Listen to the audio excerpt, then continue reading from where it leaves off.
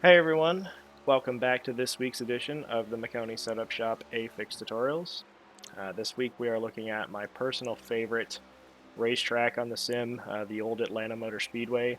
So hopefully there's a lot of information I can give you guys to help improve your abilities to get around here and be successful. So strap in and let's get to it. The biggest thing to go over in this video is the tires.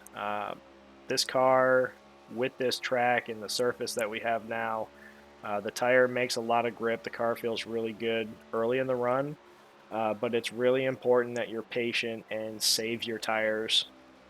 And the best way I find that you can save your tires around here still is to run the bottom all the way around. Yes, it's slower, especially in 1 and 2, but the trade-off for the long run is huge. If you're able to take care of your tires early in the race, and there's guys that want to go to the top and get all the speed out of the car really early, I promise you by lap 25 or even 30, uh, you're going to be passing those guys.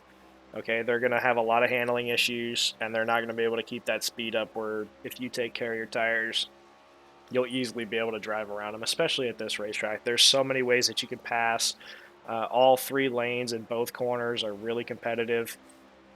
It is worth noting that the wall in 3 and 4, if you do decide to run the wall in 3 and 4, the grip level in that third lane from entry to center isn't as good, especially in solo car, as the first two lanes.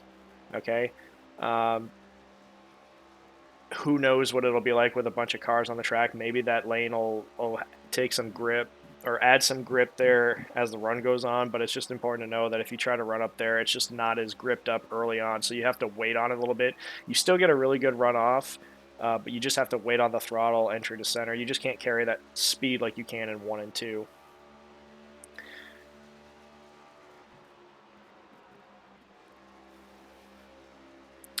This lap here, as you can see, running the wall in 1 and 2. I'm going to run the seam down here in 3 and 4. Now, for those of you that were asking for a little qualifying advice, this is the line that you want to run for qualifying.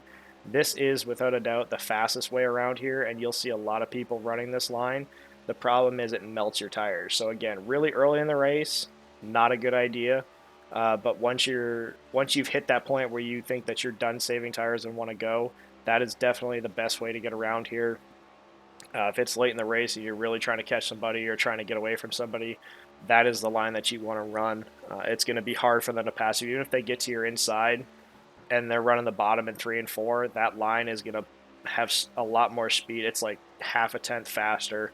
And if you prevent them from using the whole racetrack on exit, you're going to have an even bigger run going down the straightaway.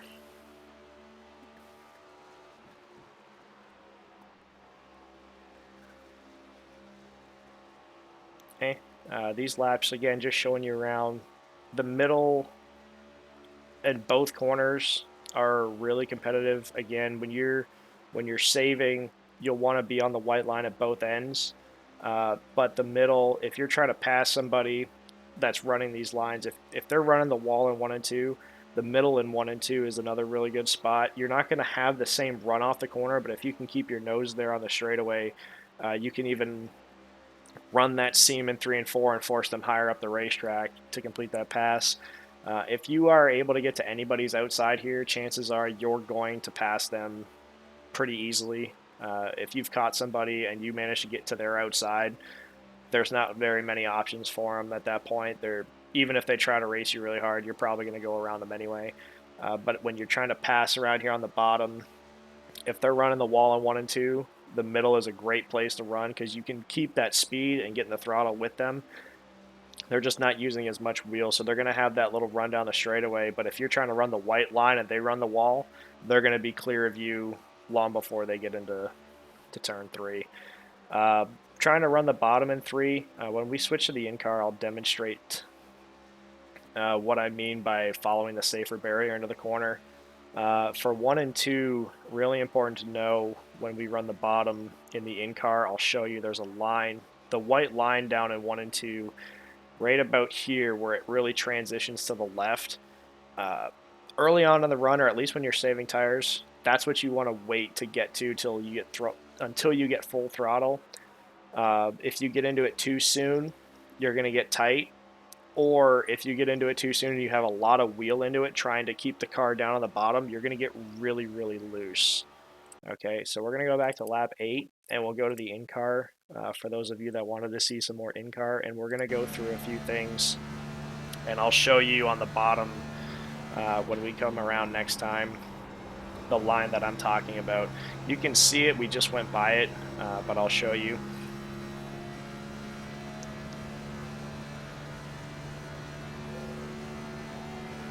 Okay, really quick.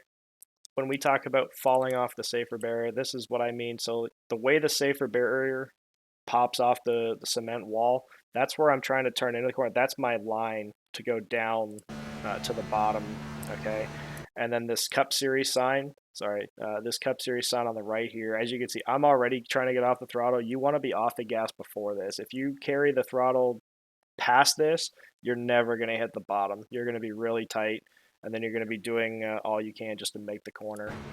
Uh, so that's kind of how I talk about falling into the corner. I'm not necessarily aiming for it. I'm kind of letting the car naturally come down the hill and get to the white line by itself. And then down here, 1 and 2, talking about the bottom, we'll slow it down again here. Right here, where my mouse is, where this line is, you can see how it really holds the corner and darts to the left. Most times the car is coming up the corner.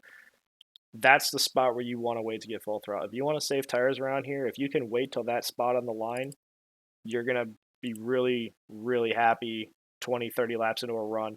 Again, it's right here where the little bump in the track is. You can tell how the white line, it, it it's hard to explain to a lot of people because you could tell like throughout the corner it's pretty smooth and then it really just darts to the left. And you want to wait until you're about there to get full throttle. That way you're not going to get really, really tight coming off the corner. And even if you have a lot of wheel into it, you're not going to get as loose. Again, you really don't want a lot of wheel input here. You want to let the car do most of the work so you can save those tires.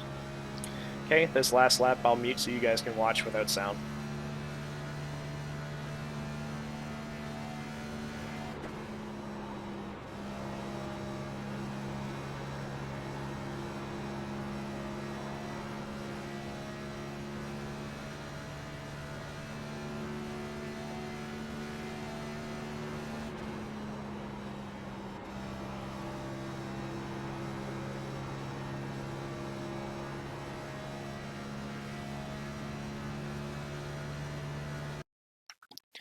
Okay, guys, that last lap again ran what would be your qualifying line. That is the fastest way around this racetrack, but again, you don't want to be running that line too early because you will melt your tires.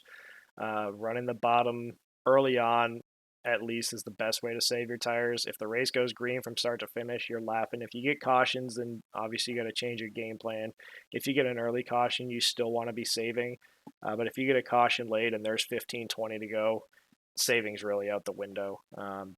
At that point, you're really just going as hard as you can, trying to get what you can, and that's kind of just how racing goes.